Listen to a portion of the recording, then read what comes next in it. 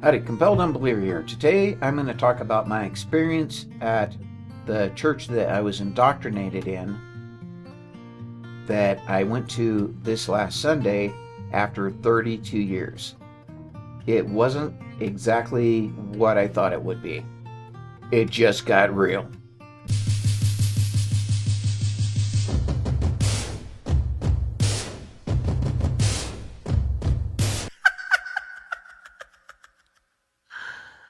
Oh, wow. Today I'm going to use my webcam and just do a quick recording. Nothing real fancy here because I want to talk about this while I have everything fresh in my mind. I asked my girlfriend to go with me for support because I just really had no idea what was going to happen. I had no idea what emotions I was going to experience. It was very difficult for me to actually do. The irony was, this is what happens when an atheist and a witch go to church. My girlfriend is, as she knows of, at least a 5th generation witch. There may have been witches further back in her family line that she does not know of, but for sure, 5 generations of witches. And so that was kind of ironic in itself. She wasn't very comfortable, honestly, going to church at all.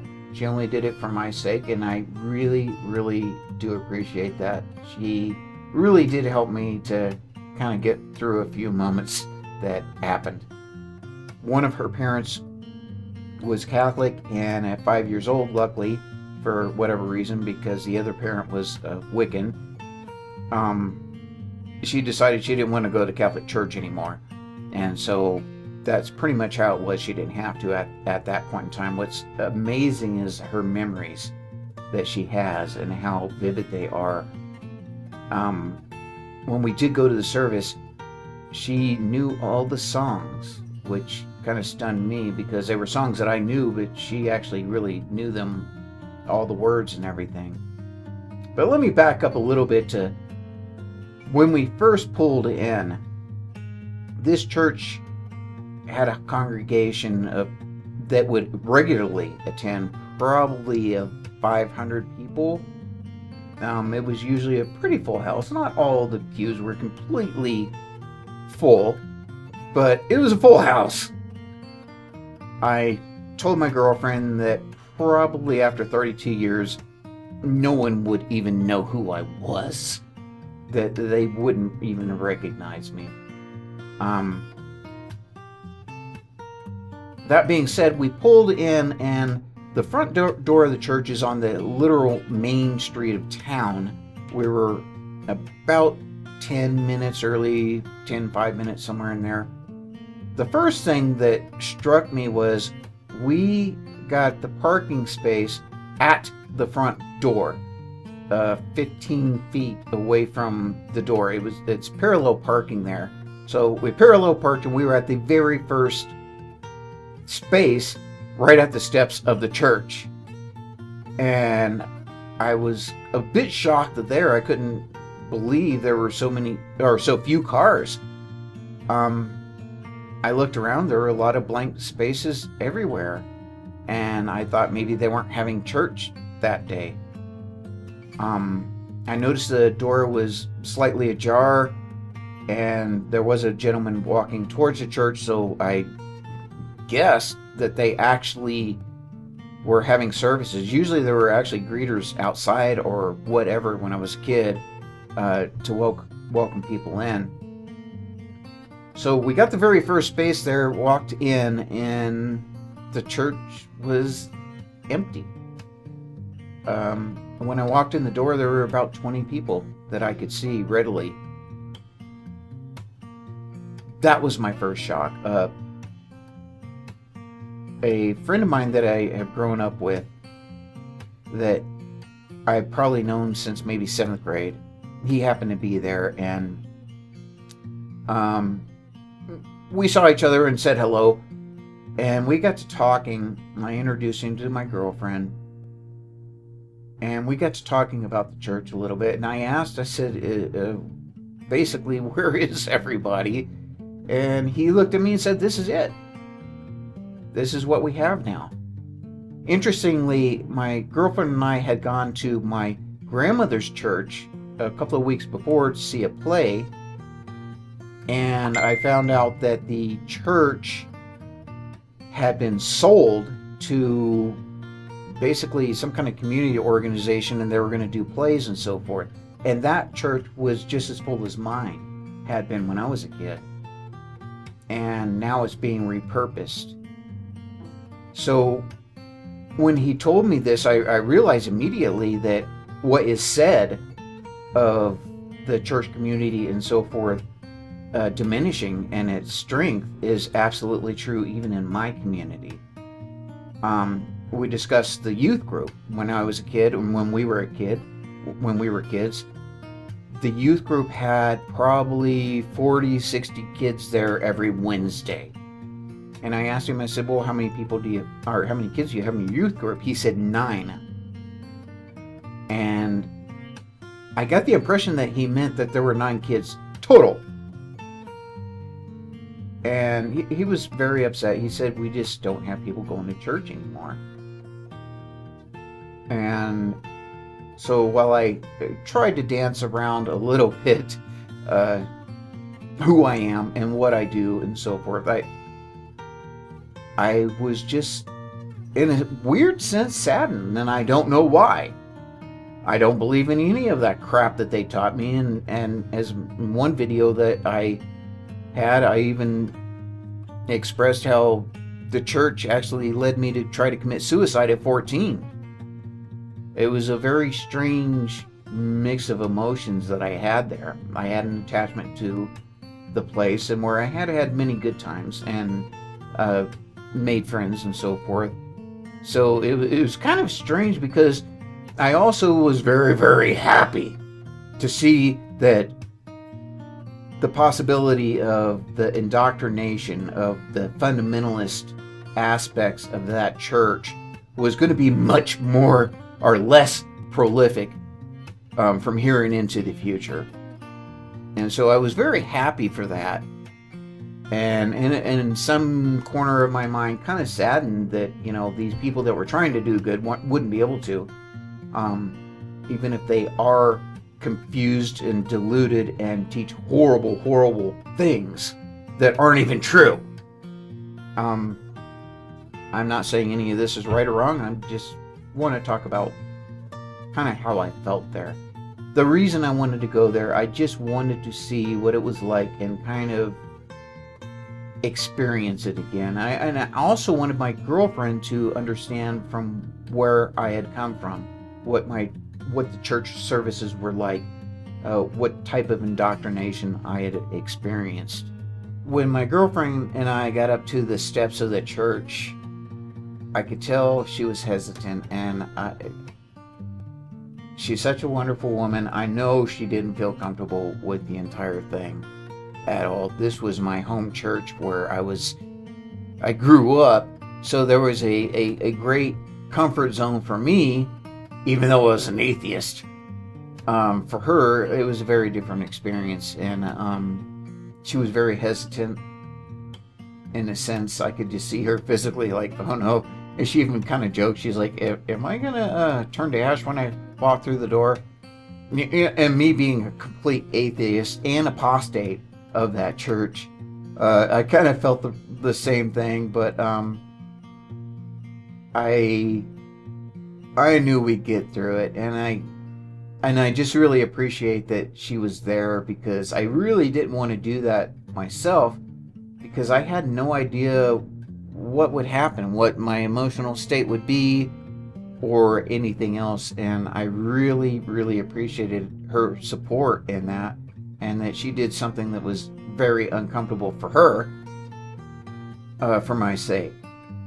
And luckily the people were pretty darn nice, actually. Into that, I was also very shocked at how everyone was spread out through the entire church in little isolated groups, one family here, one family there. It almost disassociated from each other, which I thought was pretty odd, because you could have fit the entire crowd on the first 2 set of pews. or I can't even call it a crowd. I did do a number in the middle of the service, and it was maybe about 50 people there in total in attendance, most of which were probably in their 70s or more advanced in age. So one thought that came to mind is, obviously in the next 10 years, a lot of these people are going to be incapacitated, not be able to go to church, or simply pass away. That's just how life goes. There were about, I think, 6-7 kids there in total. That included the teenagers all the way down to, I think there was about a 10-year-old there, the altar boy, in a nice little suit lighting the candles and everything else. That was kind of mortifying to see. The emptiness of that church really struck me. And once again, I was really very happy to see that all these people aren't going to be indoctrinated that way. For whatever reason, there was a little bit of sadness. There were good memories in that church, good friends that I made. The service itself, I wanted to really remember what the services were like, and they were really unchanged. Most of the time was taken up singing songs, and there just was nothing to it. There was no learning. The songs didn't touch my heart. The rituals had no effect on me. Eventually, at the very end of the service, it got towards the sermon, which again really surprised me, because the sermon ended up only being about 10-15 minutes. It seemed like hours. It was probably the worst sermon I've ever heard in my life. The pastor wanted to talk about Joseph in relation to Christmas, being that it was the 21st of December. There were things that were very, very cringy to me. I had totally forgotten about, call it like the kids corner or kids moment or whatever, where they used to bring up the very youngest of children, but they lack children now.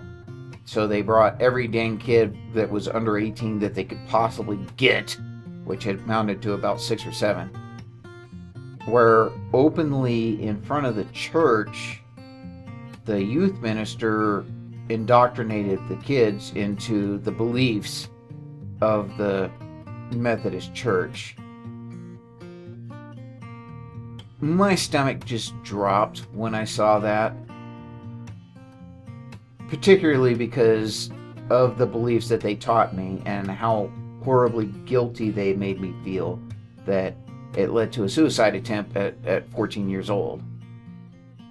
I don't even know how to explain it. It was, that part of the service was horrible. It literally made me sick, physically. The pastor wanted to talk about Joseph and how he was the example for Christians of how to act and behave and accept God's word and so forth. And really, there's only just a few sentences, at the most maybe a dozen, in the entire New Testament that even mention him. So you really can't get much information about the character Joseph at all from the Bible. So he was basically pulling crap out of his ass. And then he said, and then he remembered the prophecy about a virgin birth. And so he just obeyed, essentially is what he was saying. But the problem with this is, okay, I literally chuckled out loud. I literally laughed out loud. My girlfriend's like going to, hit me and everything. And I tried not to be disruptive, but I did crack up. The reason is, the Septuagint had not yet been written. The Greek translation that was mistranslated from the Hebrew of young woman into Greek that being virgin, had not yet occurred if this was actually a literal true story. So Joseph could not have recalled anything about a virgin birth because it had not been made up yet. The virgin birth narrative was made up well after Jesus was dead and all these people were dead. And so I just couldn't help but chuckle. And the thing is I know that, at least in that church, the Methodists require pastors to go to seminary. So this pastor had to have the education and know that the virgin birth narrative is a lie. And I just found that so disturbing. Anyway, after the service, I asked my girlfriend if it was worse than what she thought, if it was more, more traditional, more dogma, or anything than what she expected. And I was really surprised. But Milzeba, you might want to comment on this one. She said that it was very, very...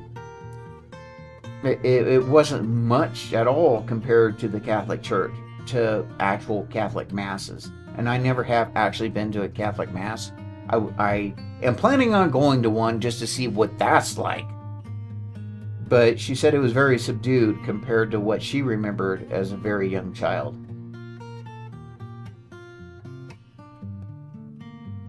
So when I left the church at the end of the service, my friend, the youth pastor, had actually volunteered to give us a tour of the church. I knew the church and so forth, but there had been a lot of changes in the youth group area and so forth. They added video games and all kinds of neat stuff for the kids to do.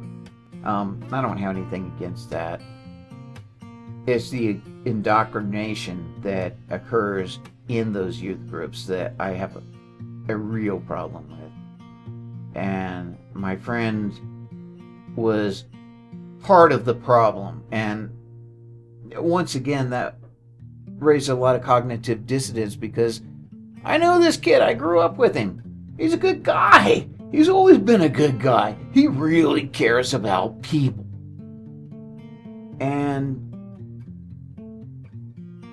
he was knowingly and willingly indoctrinating these kids. That was his purpose. That's what he wanted to do.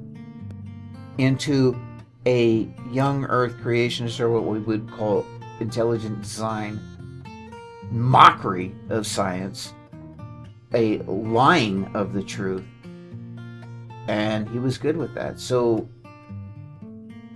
and not only that, every other doctrine of the Methodist thinking.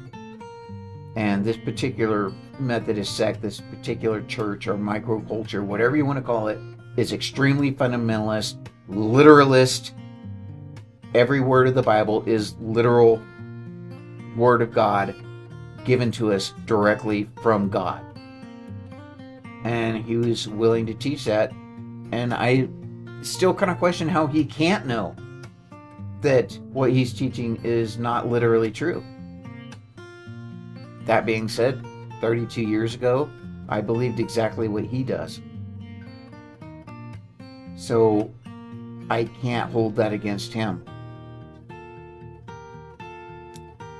So we left the church, and my feelings leaving the church after the service was I was very somewhat elated that I can see that church literally folding. I don't even see how the congregation is supporting itself now. Usually about maybe 25% of the congregation tithes, that shows up to that shows up to church every Sunday.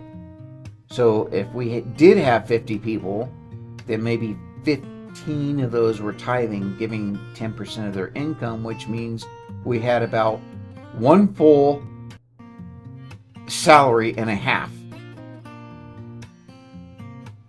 the equivalence thereof, of people actually supporting that church. So I don't see how in any way that church is going to survive for very long at all, just for keeping the lights on.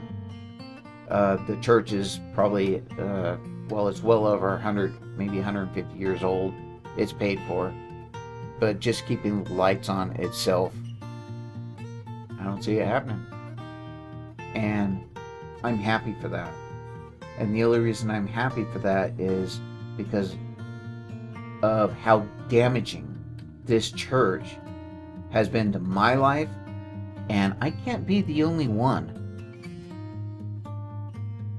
When you choose mythology over reality and choose to make life's decisions based upon that mythology, no matter what, it is not good. We need to make our choices on what is real, what is factual. Only then can we advance and do better in our lives. But pretending doesn't help anything.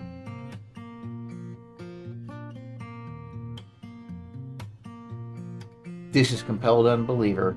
I no longer believe there is a God.